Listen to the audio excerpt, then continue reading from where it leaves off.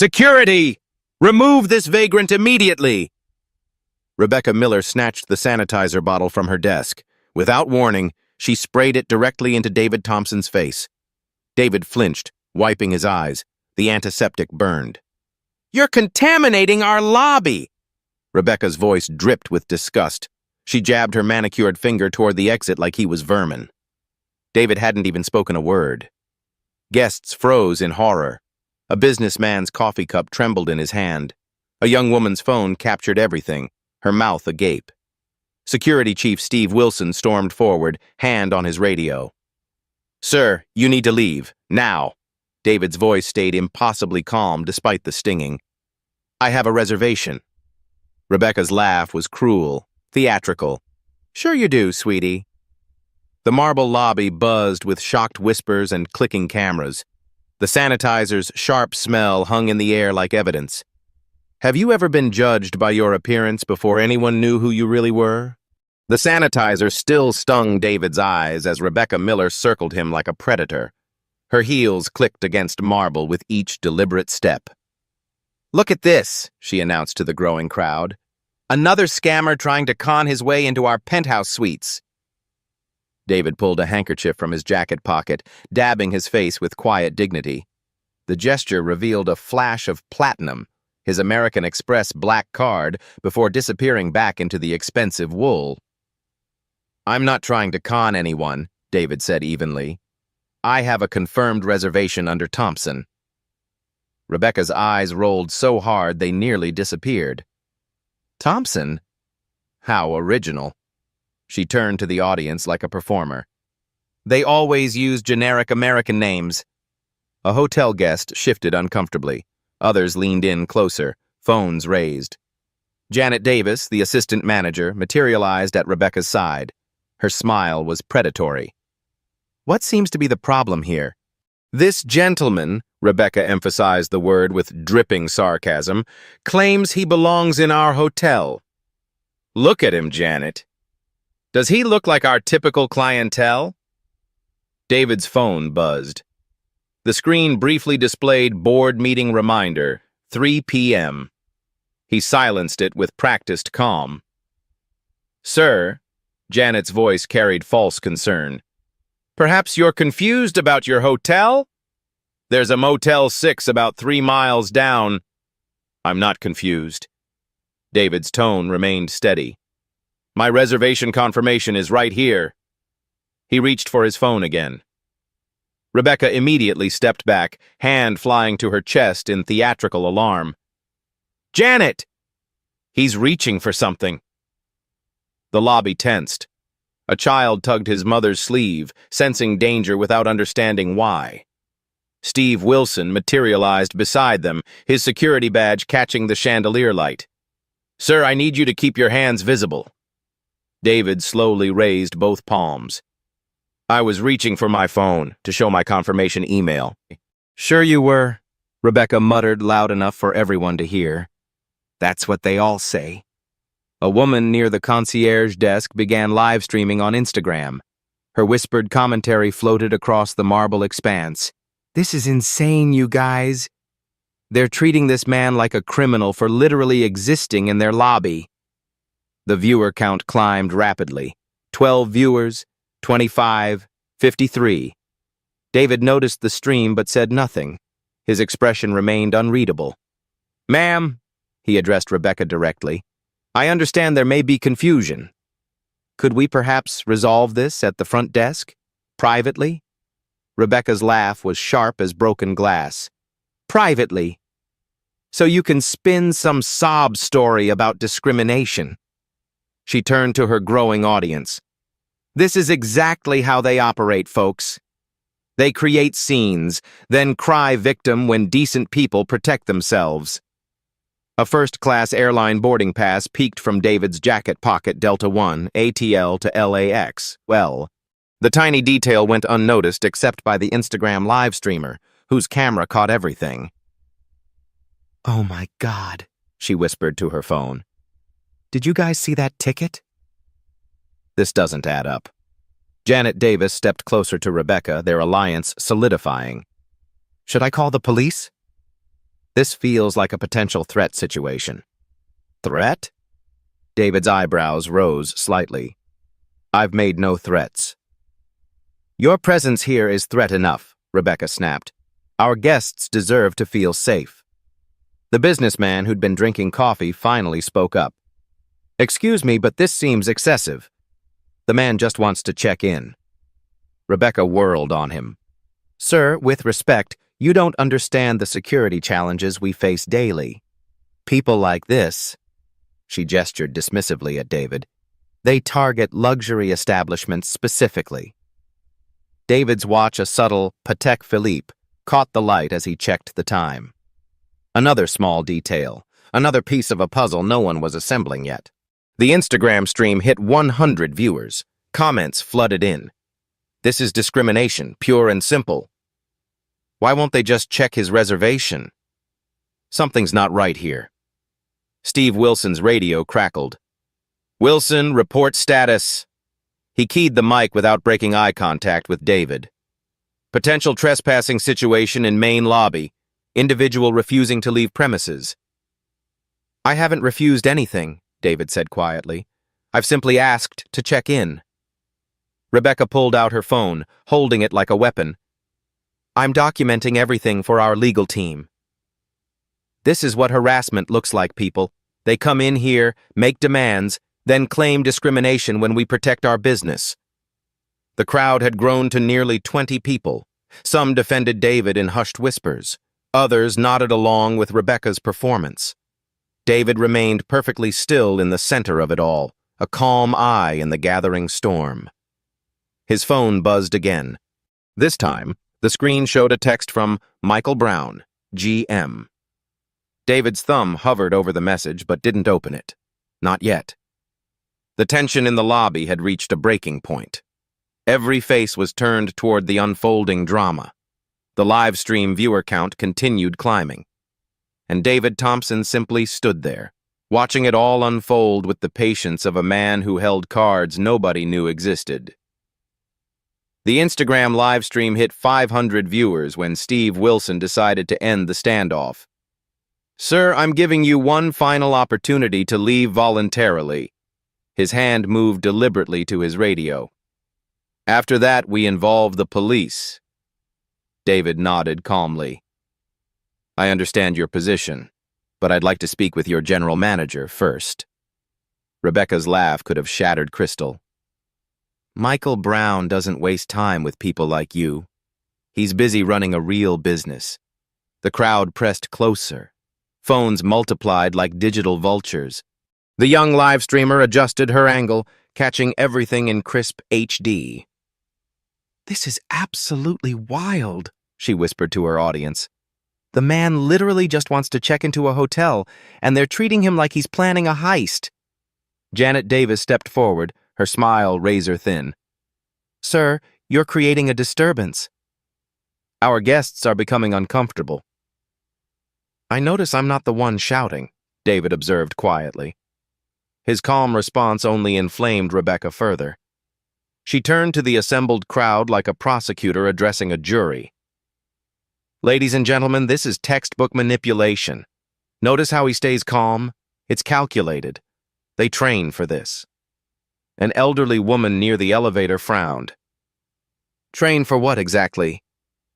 Scamming, Rebecca declared. They study our protocols, learn our weaknesses, then exploit our politeness against us. Steve Wilson's radio crackled again. Wilson, ETA on resolution? 3 minutes or we're calling HCPD, he responded, eyes locked on David. The live stream comments exploded. Record everything. This hotel is about to get sued. Where is the manager? Somebody needs to help this man. David checked his watch, the subtle Patek Philippe catching light again. The gesture was casual, but the live streamer's camera captured the expensive timepiece clearly. Guys, look at his watch, she whispered urgently. That's like a $50,000 watch. Something is seriously wrong with this picture. Her viewer count hit 1,000 and climbing. Rebecca noticed the growing online audience and played to it shamelessly. This is what we deal with every day, folks. They dress up, put on expensive accessories, probably fake, and try to intimidate honest working people. David's expression didn't change, but something flickered behind his eyes. Janet Davis pulled out her own phone, recording from a different angle. "I'm documenting everything for legal protection." These situations always turn into lawsuits. "Smart," Rebecca agreed loudly. "They'll claim we discriminated, file complaints, demand settlements." It's a whole industry. The businessman who'd defended David earlier stepped closer. "This is getting ridiculous. Just check his reservation." "We don't negotiate with scammers," Rebecca snapped. Steve Wilson moved behind David, effectively boxing him in. "Sir, you're surrounded by witnesses. If you resist removal, it becomes criminal trespass." David turned slowly, taking in the circle of faces. Hotel staff, security guests, cameras, everyone waiting for his next move. "I'm not resisting anything," he said clearly. "I'm simply standing here." His phone buzzed. The screen showed Michael Brown, GM, again. Then another text from Lisa Anderson, corporate. David glanced at both notifications but made no move to answer. The restraint was almost supernatural. Rebecca sensed victory. Her voice rose triumphantly. "See how they always have excuses? Always have someone to call? It's all part of the con." The live streamer's audience had grown to 1,500. Local news blogger at HTX News Now joined the stream, immediately boosting visibility. "Holy shit," the live streamer breathed, reading comments. "Channel 2 News is watching. This is going viral." Steve Wilson heard her and stiffened. "Ma'am, please stop recording." "It's a public space," she replied firmly. "First Amendment rights." Rebecca's confidence wavered slightly. Viral videos meant corporate attention. Corporate attention meant uncomfortable questions. But she'd gone too far to back down now. "Fine," she declared. "Let everyone see what we deal with." This is what discrimination actually looks like. Hardworking Americans being harassed by people who think they can intimidate their way into anything. David's phone buzzed a third time. "Emergency board meeting, 4 p.m. His thumb hovered over the notification. "See?" Rebecca pointed at his phone. "Always with the important calls." Probably calling his lawyer already. The crowd murmured. Some looked skeptical now. The details weren't adding up: the expensive watch, the first-class boarding pass, the calm demeanor under extreme pressure. Steve Wilson keyed his radio. "Dispatch, requesting HCPD unit to Grandview Grand, main lobby. Trespassing situation." "Copy that, Wilson. Unit en route. ETA 4 minutes." The announcement sent a shock through the crowd. This had escalated beyond public embarrassment into potential criminal charges. David closed his eyes briefly, as if making a difficult decision. When he opened them, something had changed. "Before the police arrive," he said quietly, "I'd like to make one phone call." Rebecca threw her hands up theatrically. "Of course!" The mysterious phone call. "Let me guess, your lawyer? Your civil rights organization? Your social media manager?" David pulled out his phone with deliberate slowness. Every eye in the lobby followed the movement. "Actually," he said, finger hovering over a contact, "I'm calling the owner." Rebecca's laughter was vicious. "The owner? Of what, your little scam operation?" David's finger touched the screen. The phone rang once, twice. On the third ring, a familiar voice answered, and in that moment, everything changed. "Michael, this is David Thompson. I'm standing in the lobby of our flagship property, and I need you down here immediately." The words hung in the air like a dropped bomb. Rebecca Miller's laughter died in her throat. Her eyes darted between David's phone and his face, confusion replacing confidence. "Who did he just call Michael?" someone whispered. The live streamer's camera zoomed in on David's expression. 1,500 viewers became 2,000. Comments flooded the screen faster than anyone could read. "Michael Brown here. came the voice from David's phone, clear enough for nearby guests to hear. "Sir, is everything all right?" "I wasn't expecting." "Everything is not all right," David interrupted calmly. "Your front desk manager just sprayed sanitizer in my face and called me a vagrant. Your security chief is preparing to have me arrested, and your assistant manager believes I'm running some kind of scam operation." Dead silence. Even the elevator music seemed to stop. Rebecca's face had gone white. Steve Wilson's hand froze on his radio. Janet Davis took an unconscious step backward. "Sir," Michael Brown's voice carried confusion through the phone speaker. "Could you repeat that?" "Someone sprayed—" David reached into his jacket with deliberate precision. Rebecca flinched, but instead of a weapon, he withdrew a business card. Ivory white. Embossed gold lettering. Simple, elegant, devastating. He held it up for the nearest camera. David Thompson, Chief Executive Officer, Grandview, Luxury Hotels and Resorts. The live streamer's phone nearly slipped from her trembling hands. "Oh my God," she whispered. "Oh my actual God." 2,000 viewers became 3,000. The comment section exploded. "No fucking way. He's the CEO? They're so fired. This is insane." Rebecca Miller stared at the business card like it was written in a foreign language. Her mouth opened and closed soundlessly. Steve Wilson's radio slipped from his nerveless fingers, clattering on the marble floor. Janet Davis gripped the reception counter for support, her knuckles white. The entire lobby held its breath. David spoke into the phone again, his voice carrying the quiet authority of absolute power. "Michael, I need you in this lobby in 60 seconds. Bring Lisa from HR. Bring our legal counsel if they're available." "Yes, sir. Right away, sir. Jesus, I'm so sorry, Mr. Thompson. I had no idea you were—" 60 seconds, David repeated, and ended the call. The silence stretched like a taut wire. Rebecca found her voice first, though it cracked with panic. This has to be fake. Anyone can print business cards. This is part of the scam." But her words lacked conviction. The expensive watch wasn't fake. The first-class boarding pass wasn't fake. The platinum credit card wasn't fake. And the phone call to Michael Brown, their general manager, had been very, very real. David pocketed his phone and looked directly at Rebecca. When he spoke, his voice carried new weight. "Ms. Miller, in the 18 months since I purchased this property, I've visited dozens of our locations.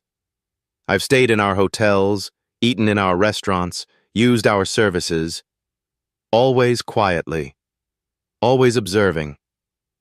Rebecca's breathing became shallow. "I've seen excellent hospitality. I've seen minor problems that needed correction, but I have never in 23 properties across 6 states seen anything like what I've witnessed here today." The live stream hit 4,000 viewers. Local news alerts started pinging across Houston phones. Steve Wilson bent to retrieve his radio with shaking hands. David continued, his tone remaining conversational despite the devastation in his words. "This hotel generates $276 million in annual revenue. 23% of our corporate profits flow through this single location." Numbers. Real, specific, devastating numbers that no scammer could fake. "Our insurance policies contain strict anti-discrimination clauses. Federal civil rights violations void coverage entirely. The potential liability for today's incident, captured on multiple cameras and broadcast live to thousands of viewers, exceeds $50 million. Janet Davis made a small, wounded sound. The elevator chimed. Michael Brown emerged at a dead run, his usually perfect hair disheveled. Behind him, a woman in a sharp business suit, presumably Lisa from HR, struggled to keep pace in heels. They spotted David immediately. Michael's face went through several expressions in rapid succession: confusion, recognition, horror, and finally, abject terror. "Mr. Thompson," he breathed, approaching like a man walking to his execution. Sir, I am so profoundly sorry. I had no idea you were in the building. If I had known... If you had known, your staff would have behaved professionally, David finished quietly. The question is, why they don't behave professionally when they think no one important is watching. Michael Brown looked like he might vomit. Lisa Anderson introduced herself with visible nervousness. Mr. Thompson, I'm Lisa Anderson, corporate HR. We need to discuss immediate remediation procedures. We will, David agreed. But first, I believe Ms. Miller has something to say. All eyes turned to Rebecca, who stood frozen behind the reception desk like a deer in headlights. The live streamer adjusted her angle to capture Rebecca's face clearly. 4,000 viewers waited. Rebecca's voice was barely a whisper. How was I supposed to? No, David supplied gently. You weren't supposed to know who I am, Ms. Miller. You were supposed to treat every guest with basic human dignity regardless of who they are. The words landed like physical blows. But Rebecca tried again, grasping for any lifeline. You weren't dressed like... you looked... I looked like what, exactly?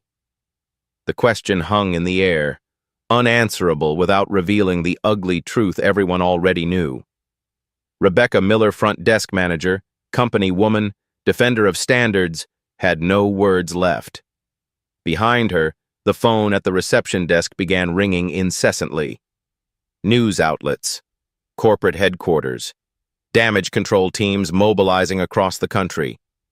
The story was already spreading beyond the live stream. Social media algorithms had latched on to the drama, pushing it toward viral status.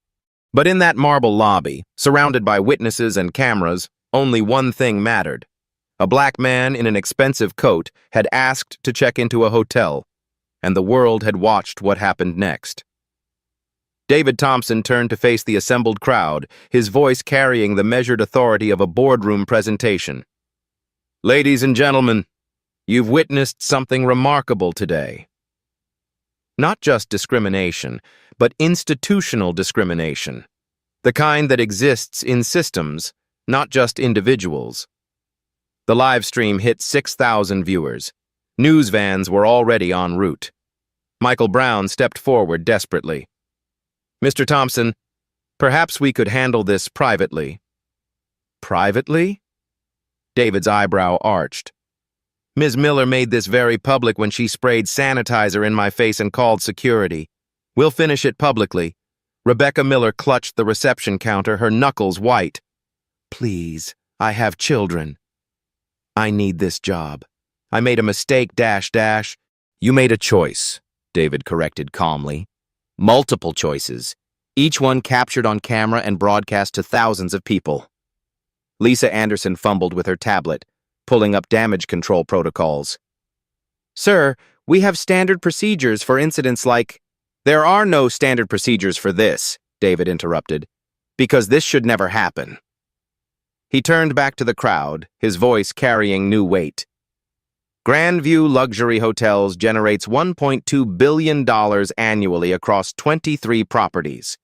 We employ 12,000 people. We serve over 2 million guests each year. The numbers hit like hammer blows. Real, specific, undeniable. This single property, your flagship Houston location, represents $276 million in yearly revenue. Nearly a quarter of our entire corporate profits flow through this lobby. Steve Wilson's face had gone ashen. Janet Davis pressed herself against the wall as if trying to disappear. David continued methodically. Under Title II of the Civil Rights Act of 1964, public accommodations cannot discriminate based on race, color, religion, or national origin. The penalty for violations includes federal prosecution, civil lawsuits, and punitive damages. The live streamer zoomed in on David's face. His calm delivery made every word more devastating. Recent precedent includes a $12 million settlement against Hampton Hotels for similar discrimination. Marriott paid $8.5 million for racial profiling incidents. Those cases involved single complaints filed months after the fact. He gestured toward the phones recording everything. This incident has been witnessed by thousands of people in real time. The evidence is overwhelming and undeniable. Rebecca began crying quietly, mascara streaking down her cheeks. Our corporate insurance policies contain strict liability exclusions for discriminatory acts, David continued relentlessly. Claims arising from civil rights violations void coverage entirely. The company bears full financial responsibility. Michael Brown looked physically ill. Sir, what can we do to— You can listen, David said firmly, because I'm offering 3 options, and you have exactly 5 minutes to choose. The crowd pressed closer. The live stream comments moved too fast to follow. Option 1. Immediate termination of all staff involved, public apology video, voluntary cooperation with federal investigation, estimated cost, $2 million in legal fees, settlements, and reputation management. Rebecca's sob echoed through the marble space.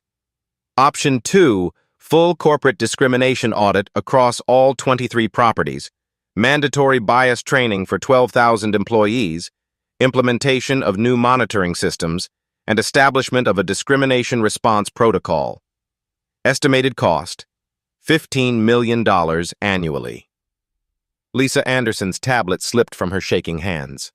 Option 3. We let the federal investigation proceed naturally.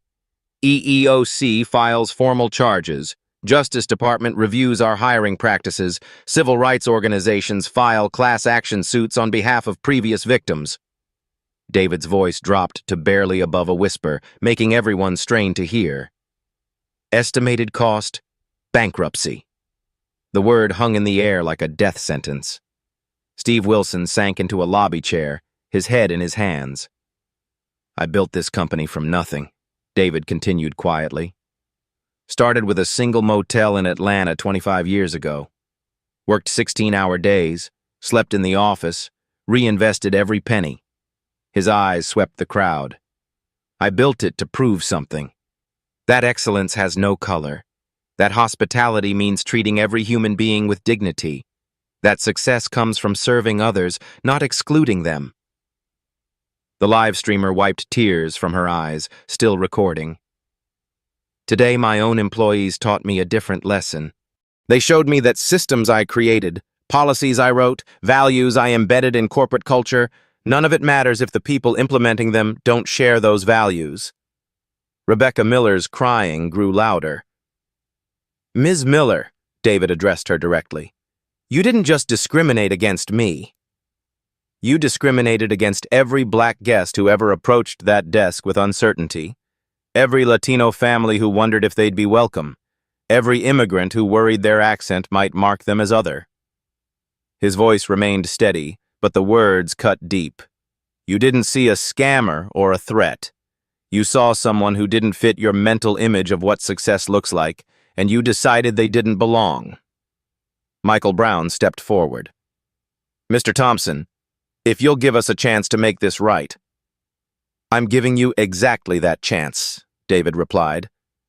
But understand the stakes. This video has been seen by thousands of people. It's spreading across social media platforms as we speak. News outlets are already calling. Lisa Anderson's phone buzzed continuously with incoming calls. Your response in the next 5 minutes will determine whether Grandview Hotels becomes a case study in corporate accountability or corporate failure. He checked his watch, the Patek Philippe that had seemed so out of place moments ago. You have 4 minutes and 30 seconds left. The lobby fell silent except for the sound of Rebecca's quiet sobbing and the distant hum of traffic through the glass doors. Michael Brown looked at Lisa Anderson. She looked at Steve Wilson. He stared at the floor. Everyone looked anywhere except at David Thompson, who stood in the center of the marble space like judgment incarnate. The live stream hit 10,000 viewers, and the clock kept ticking. 4 minutes, David said softly. In boardrooms across America, emergency meetings were being called. Crisis management teams were assembling. Stock prices were being monitored. But in the lobby of Grandview Grand Hotel, time was running out on 25 years of building something that could be destroyed in 25 minutes. "What's it going to be?" David asked. The question hung in the air like smoke. And somewhere in the distance, sirens wailed as news vans raced toward downtown Houston, drawn by the digital wildfire spreading across social media platforms faster than anyone could contain. The reckoning had begun.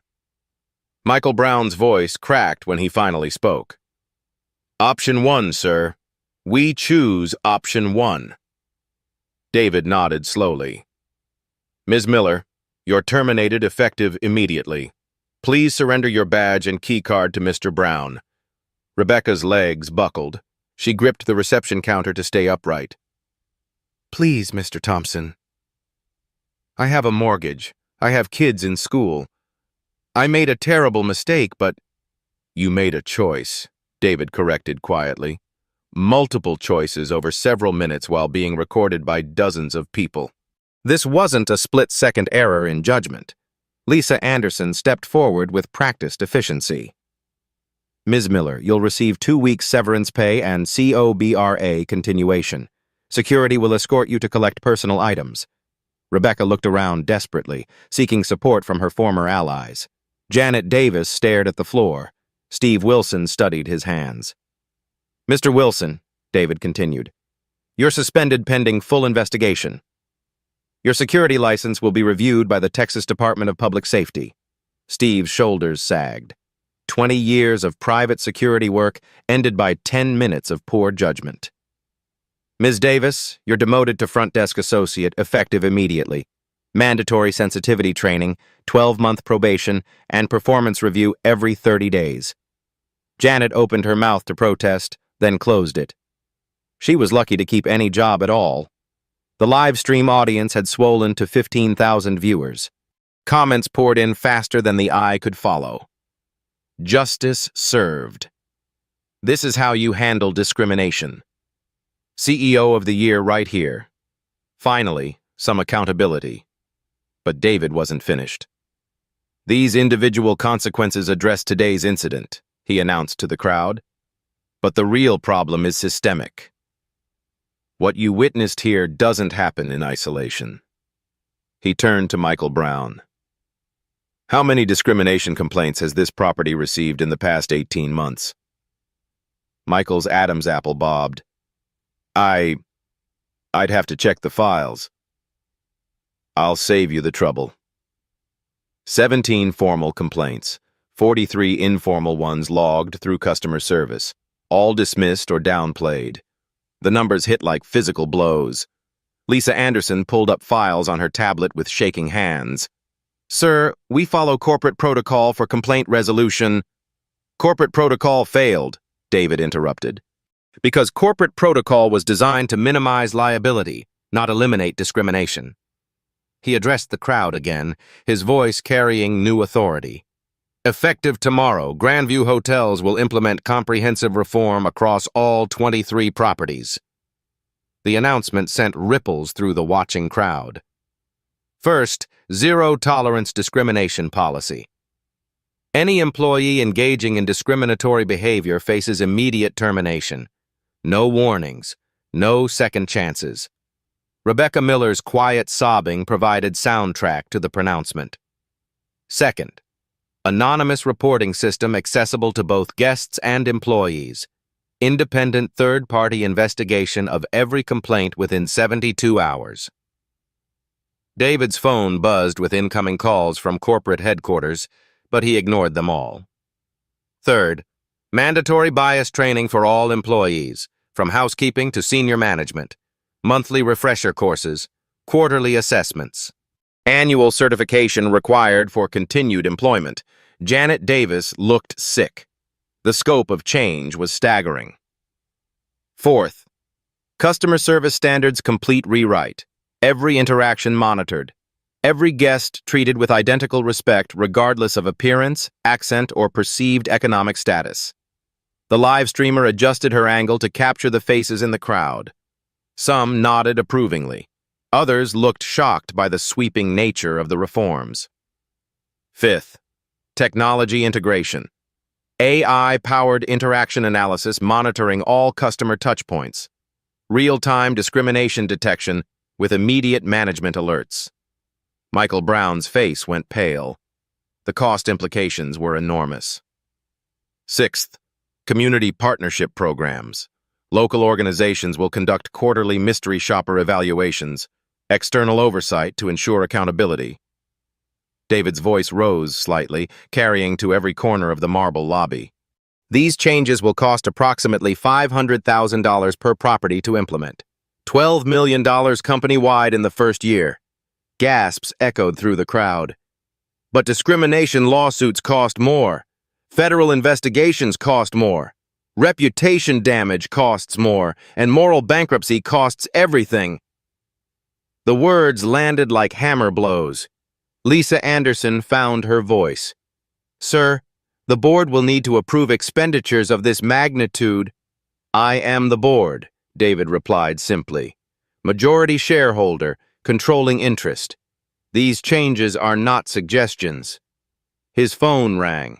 The caller ID showed CNN breaking news desk. He declined the call without hesitation. Mr. Brown, you have 48 hours to begin implementation. Ms. Anderson, I want preliminary bias training protocols on my desk by Friday. Both executives nodded mutely.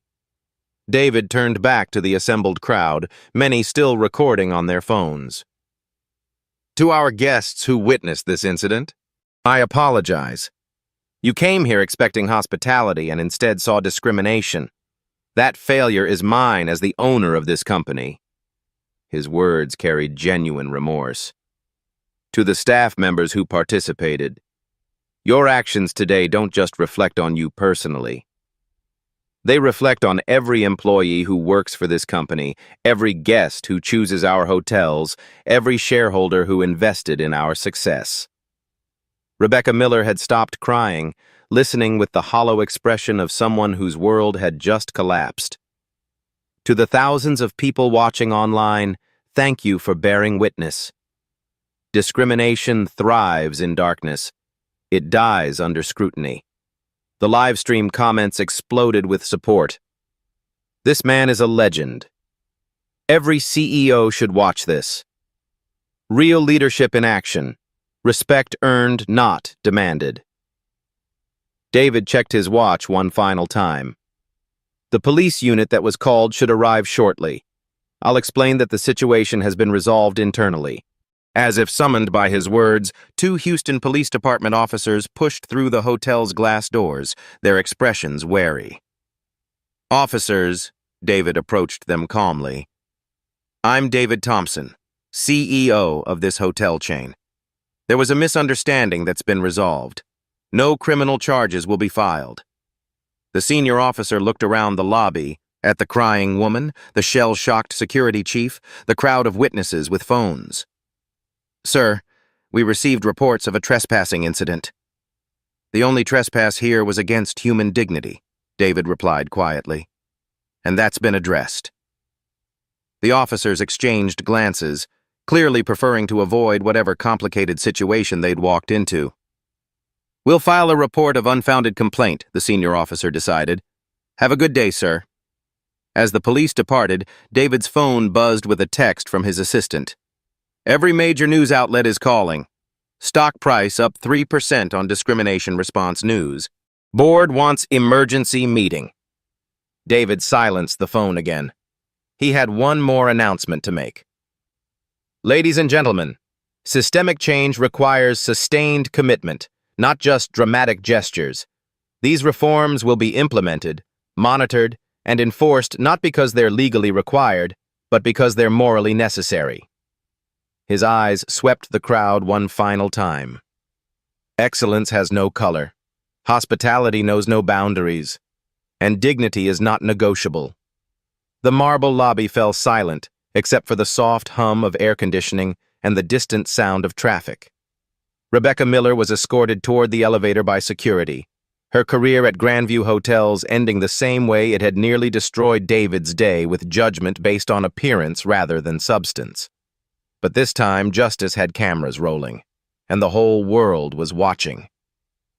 6 months later, the Grandview Grand Hotel lobby looked exactly the same. The marble floors still gleamed. The chandelier still cast perfect light. The reception desk still commanded attention with its elegant curves. But everything had changed. David Thompson stood in the exact spot where Rebecca Miller had sprayed sanitizer in his face, watching his transformed staff interact with guests. A young black businessman approached the desk with confidence. The clerk, newly hired, extensively trained, smiled genuinely and processed his reservation without hesitation. No suspicious glances, no extra verification steps. No subtle bias disguised as procedure. Just hospitality. The viral video had been watched 57 million times across all platforms. It sparked congressional hearings on discrimination in public accommodations. 3 states passed stronger civil rights enforcement laws. The Harvard Business School now used the incident as a case study in crisis leadership. But the real victory wasn't measured in views or legislation.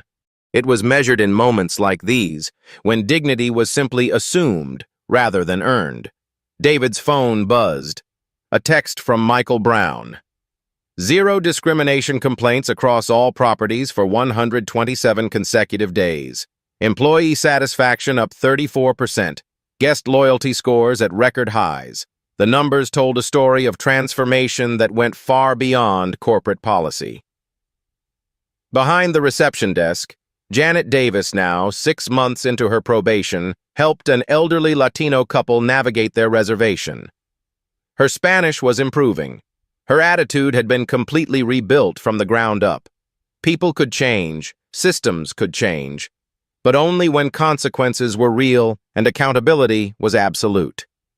The anonymous reporting app had logged over 3,000 submissions in its first 6 months.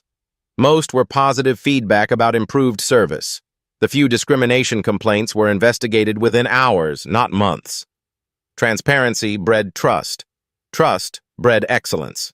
David's reflection was interrupted by approaching footsteps. A young woman with a phone, the same live streamer who had captured everything that day. Mr. Thompson? I'm Sarah Chen from Channel 2 News. We're doing a 6-month follow-up story. Could we get a quick interview? David smiled. Of course. But let's talk over there, away from the front desk. They're busy serving guests. As they walked toward the seating area, Sarah activated her camera. Mr. Thompson, 6 months ago, this lobby was the scene of a viral discrimination incident. How has your company changed? David considered the question carefully. Sarah, the real change wasn't in our policies or procedures. It was in our commitment to treating every human being as if they matter. Because they do. He gestured toward the bustling lobby. We invested $12 million in bias training, monitoring systems, and cultural transformation. But the most valuable investment was in accountability. When behavior has real consequences, people make better choices. Sarah nodded. Critics say your response was too harsh, that Ms. Miller lost her career over one mistake. Ms. Miller made dozens of choices over 15 minutes, David replied quietly. Each one recorded, each one deliberate. The harshness wasn't in the consequences, it was in the original actions. His voice carried no anger, only certainty. We don't build better companies by excusing bad behavior. We build them by demanding excellence from every person, every day. The camera captured his calm authority, the same presence that had transformed chaos into justice 6 months earlier. What advice would you give to other CEOs facing similar situations? David's answer was immediate. Listen more than you speak. Act faster than you think. And remember that your company's values are only as strong as your weakest moment. As Sarah wrapped the interview, David's phone lit up with a familiar notification. Another viral video was trending this time, showing a hotel manager in Phoenix defending a Muslim family against harassment from other guests. The caption read, "This is how it's done." Hashtag Grandview, standard hashtag dignity for all. The ripple effects continued spreading. That evening, David stood on his office balcony overlooking downtown Houston. The city sparkled below, full of people from every background, every culture, every walk of life. His empire had grown stronger, not weaker, from the crisis. Stock prices reached record highs. Booking rates increased across all demographics. Employee retention hit all-time records. But the real measure of success wasn't financial. It was knowing that tomorrow, when a young black woman approached any Grandview reception desk, she'd be welcomed without question. When an immigrant family with accented English needed help, they'd receive patience and kindness. When anyone who looked different, sounded different, or came from different circumstances sought hospitality, they'd find it.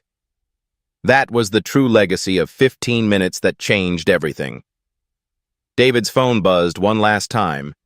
An email from a college student in Detroit. "Mr. Thompson, I saw your video and decided to major in hospitality management. I want to build hotels where everyone belongs. Thank you for showing me what leadership looks like." He smiled, saving the message with hundreds of others like it. True power wasn't about commanding respect through fear or status. It was about creating systems where respect was simply given, freely and equally, to every human being. The marble lobby 20 floors below continued its quiet work of hosting humanity in all its diversity. The night shift staff trained, monitored, and held accountable carried forward the mission that had emerged from chaos. Excellence had no color. Hospitality knew no boundaries. Dignity was not negotiable. And the whole world was still watching, learning that justice didn't require violence or revenge. It only required the courage to do what was right when everyone was looking, and the commitment to keep doing it when they weren't. Have you ever witnessed discrimination and wondered if you should speak up? Share your story in the comments below. Every voice matters in creating change. If this story moved you, share it with someone who needs to see that dignity wins when good people refuse to stay silent. Subscribe to Beat Stories for more powerful narratives of ordinary moments that reveal extraordinary character. Because the world needs more leaders who choose justice over comfort, truth over convenience, and humanity over everything else. Your voice, your share, your subscription to Beat Stories, they all matter in building a world where everyone belongs. Every time someone stands up, speaks out, or refuses to be erased, a new story is born. At Beat Stories, we archive that courage. Subscribe now and help us keep these moments alive, because the more we share them, the harder they are to ignore.